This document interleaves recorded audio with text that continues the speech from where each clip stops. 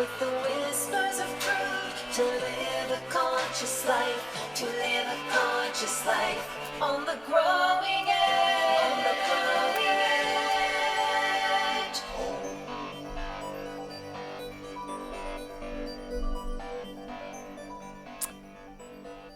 Yes, we are here live on The Growing Edge, and I'm Allie Benjamin. And The Growing Edge implies that each of us, as evolutionary beings, as part of the evolution of this whole universe, here we are, stardust in form, we are the way that creation is expanding, and we're on the very leading edge of evolution. And knowing that, we get to decide moment by moment what we're thinking, what we're putting out there in the world, what actions we're taking, what we're doing. And that in that way, we are creative. We are co-creating this life. We are evolving the human species as we speak, and we can do it awake. We can do it consciously and bring forth into the world more love. And that's what I've been talking about all February, and this is the love month. And so today I hope to share with you some wisdom from my heart to yours. And before I get going with that, hey, there's my sister Juliet from the United Kingdom. Hi, Juliet. I want to share a little moment, not share as much as invite you to take a moment of silence as we open our minds and hearts to love and peace for the world. Because as we know, in the Ukraine, as well as many other areas around the world, there's unrest, there's fighting, and this cannot continue. And so let us hold a moment of silence as we say a little prayer in our hearts for peace and comfort to those around the world, especially in the Ukraine.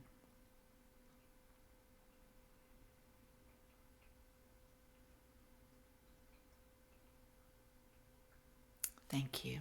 Thank you. So, as you know, here at Growing Edge Live at the Satya Center, we are all about healing hearts, transforming lives, and inspiring conscious evolution. And so every Sunday we get together here live to talk about some things that, well, I'm doing most of the talking. Maybe you are too, but I can't hear you. Talking about how to live a conscious life, how to support us in our everyday life with being more positive, being more healthy, and learning some of the principles and mindsets that will help you, help me, help us to live an abundant life of purpose and meaning, and some very, very easy, not always so they're simple, but not always easy, spiritual principles and practices that you can implement in your life for a more peaceful, loving, centered, creative life. So today, my message is wisdom of the heart. And let's go right into a meditation, closing the outer eyes and tuning into the eternal. Tuning into the heart, and let's take a heart breath together, inhaling love and simply exhaling peace. And as you continue to breathe, breathing in love and exhaling peace, just get a sense of being fully present in your body. Get a sense that you are turning your eyes to the divine, to God. And that isn't a turning them outside of yourself as much as it's turning your insight, inner sight within to God. And then looking up meaning looking to what is positive, joyful, full of light, full of growth and expansion. And so we look up to the higher dimensions of what is occurring right here and now, which is this one love, this one life, this one infinite creative experience that we're all having together. And as we place ourselves within that paradigm, within the paradigm of peace and love and creativity, and we place ourselves at the edge of our own becoming, not living as a victim to this world, but living as a creative being of love, knowing that every moment we're at choice, that we're creating our experience one thought at a time, and acknowledging our feelings. And they're not always comfortable feelings, but we acknowledge all of them, the highs and the lows, and we give ourselves full permission to be human, to be a spiritual being having a human experience. And we simply settle into this moment, this sweet and loving moment where only love resides. Where only love resides. And as Khalil Gibran says, awaken with a winged heart and give thanks for another day of loving. Awakened, open-hearted, our hearts are free, and we get to give thanks for this day, another day of loving. Let's take a big, deep breath together. Exhale, open your heart, open your eyes, and be here now. Wonderful, great. So thank you for being here. It is such a pleasure to join in a group of heart-open, mind-opened, loving, creative beings. And today I want to introduce a principle and a premise, a couple of them, that will help us to sort of begin with the end in mind, so to speak. So the first one is, today's premise is love transforms. So love transforms.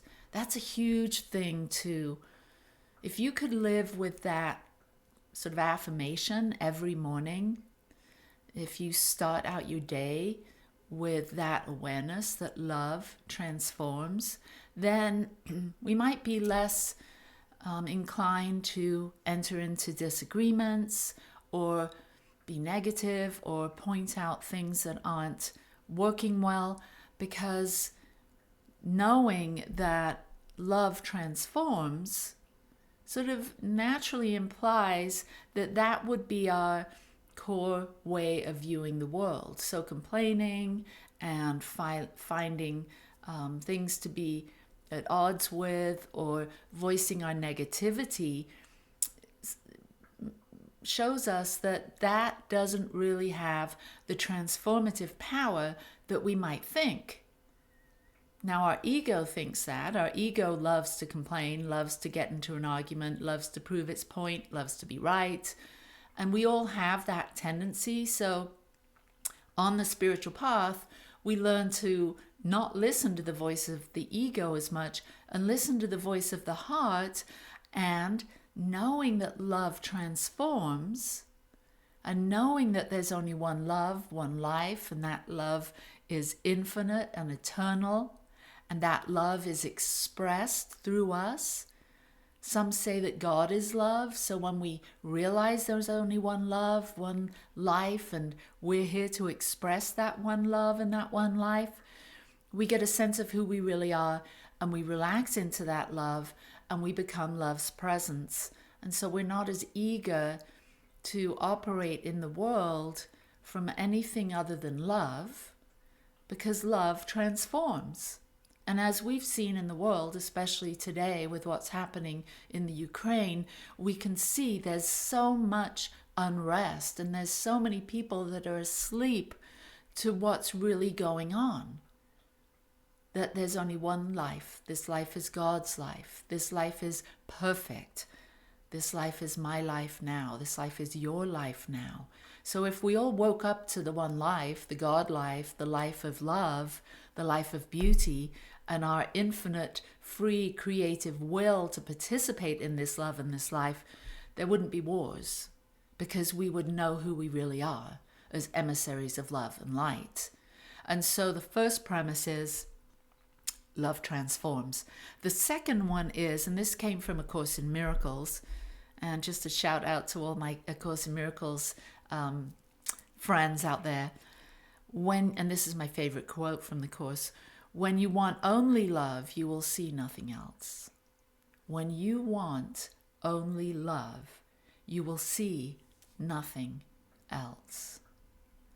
Now that is a huge shift in awareness, a shift from fear to faith. It's a shift from the ego to the essence. And that is wisdom of the heart. So 2 principles here, that love transforms being number 1, and the quote from A Course in Miracles, when you want only love, you will see nothing else. So we have to understand that there's only one.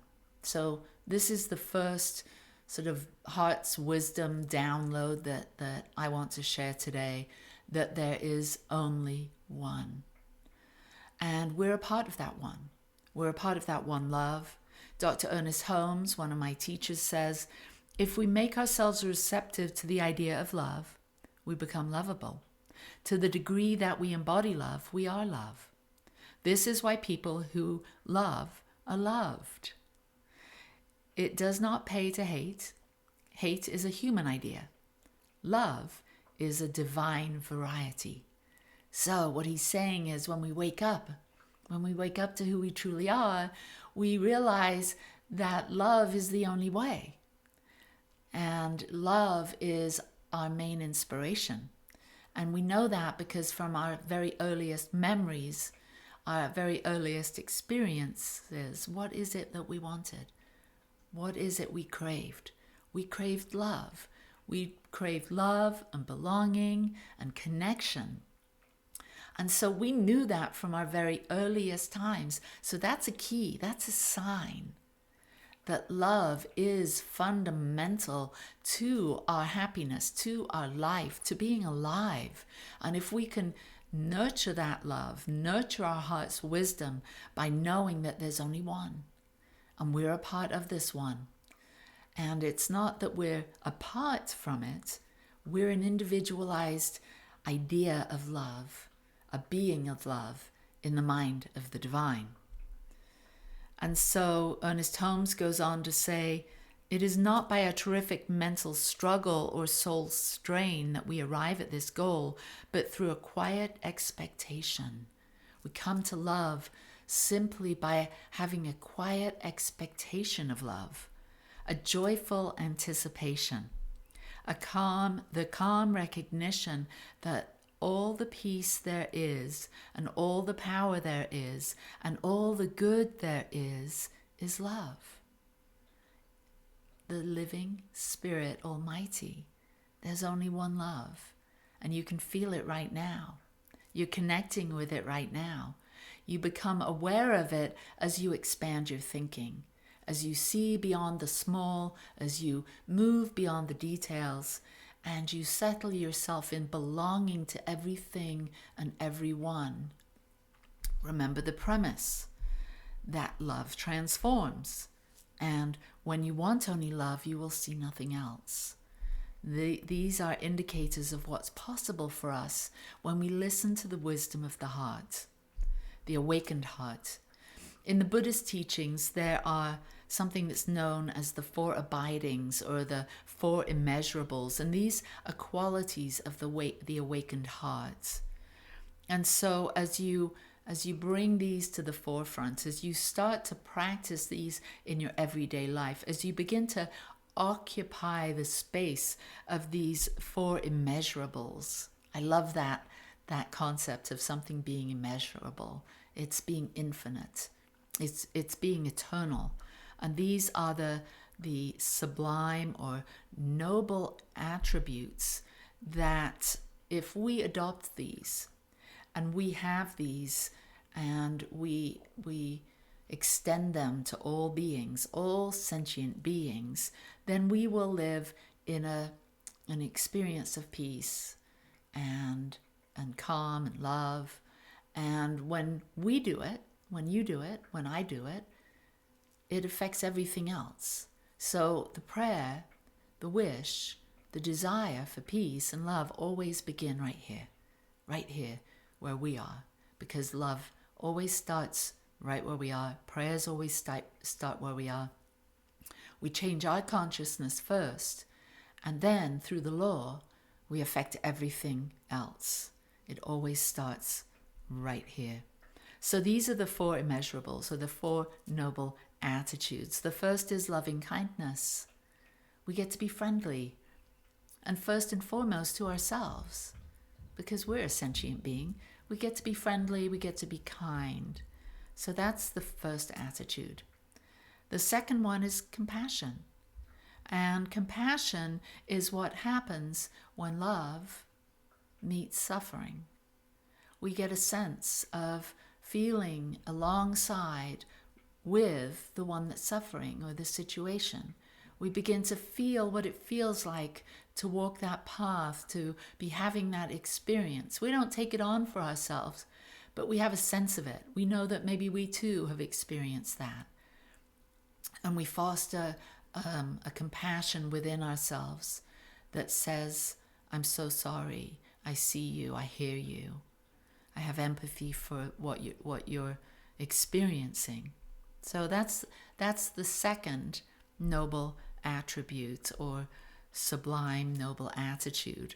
So we've got loving kindness, friendliness, we've got compassion that also comes along with this desire to see suffering, to put an end to suffering. So we do our best to bring about loving kindness and compassion and love into the world in the hopes that it's going to affect everything and everyone, and bring into the world the end of suffering.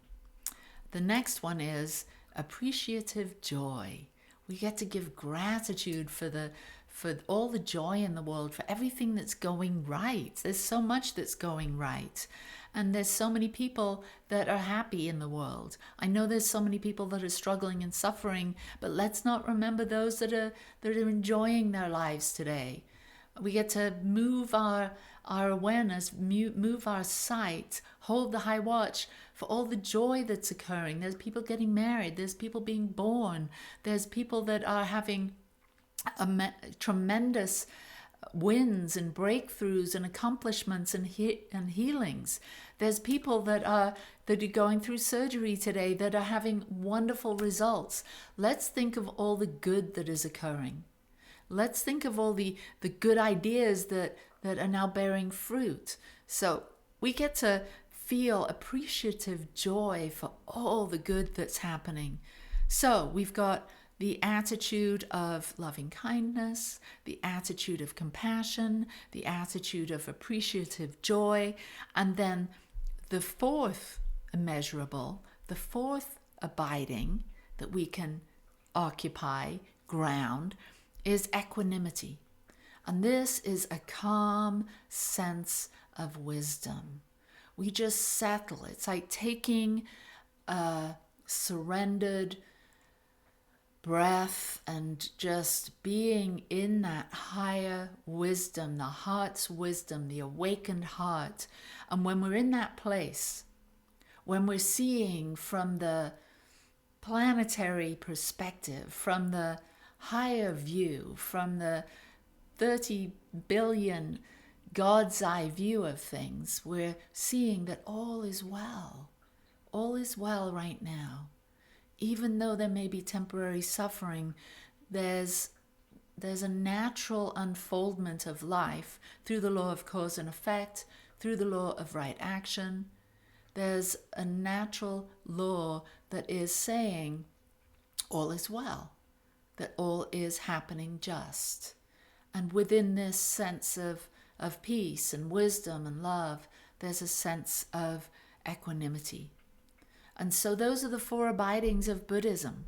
And so we can occupy these spaces We can occupy this higher watch for ourselves, for our lives. We can bring love into our relationships. We can practice forgiveness. We can clear out that heart chakra. And when our heart chakra is cleared out, we're not holding on to betrayal or resentments, or we're not holding on to unforgiveness, and we're just open at the heart, connecting with the matrix, having a conversation with God, with a clear heart, with an open heart. We just get to let go of things that have held us back, and our vibration lifts up. And in that way, we're awakened. We're occupying love. We're grounding love in the world, in our life, through our very, very comings and goings, our thoughts, our choices, our actions, our conversations. And I have an acronym. And many of you will be chuckling right now because it seems like I always have an acronym, right? So my acronym is for the word love. And the first letter of love stands for lift. We get to choose to lift our outer eyes up, lift our inner eyes up, and see what's happening around us with a more positive spin. We get to lift our mind up to God. We get to occupy the higher room. We get to elevate our mind and link up to the divine mind, the universal mind that doesn't see the suffering, that doesn't see that holds only truth and wisdom. So we get to be lifted. L for love is lifted. We get to be elevated. The second one is O, L-O, and we get to be open. We get to open our heart to the field of love all the time. We get to be open to let love in. And many of us have closed down our heart due to heartache or wounds from our past, but we begin to be courageous. That's another core root of the word love, is courageous. And we get to be courageous and open and vulnerable with our love and let love in, let it all in. And then L-O-V, V stands for valor. We get to be valiant. We get to show courage and determination in our life. We don't hold back, we take initiative, and we show up as being fearless and valiant. And a valor of our love would be to be very generous, to be valiant and generous and courageous and creative with our love for ourselves and others. And then the last letter, L-O-V-E, is embrace.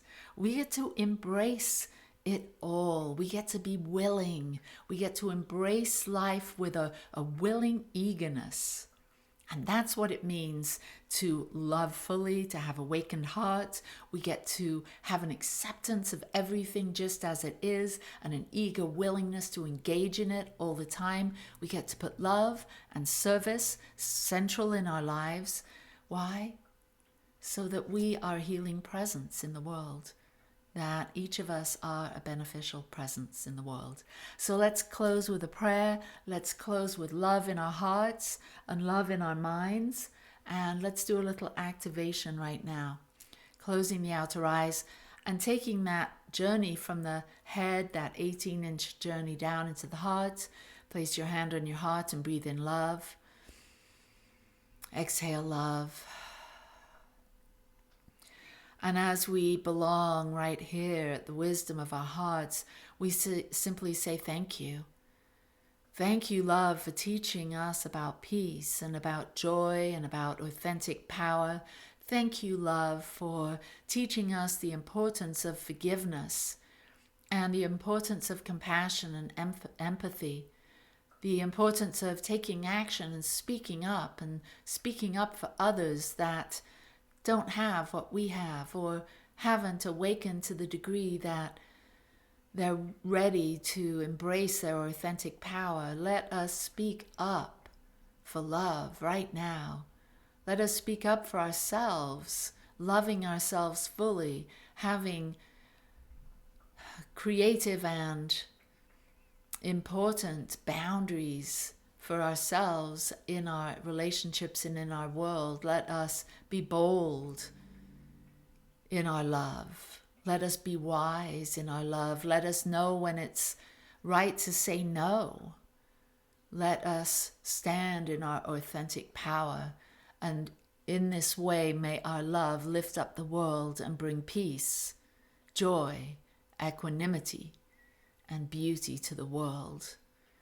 Step by step, thought by thought, action by action.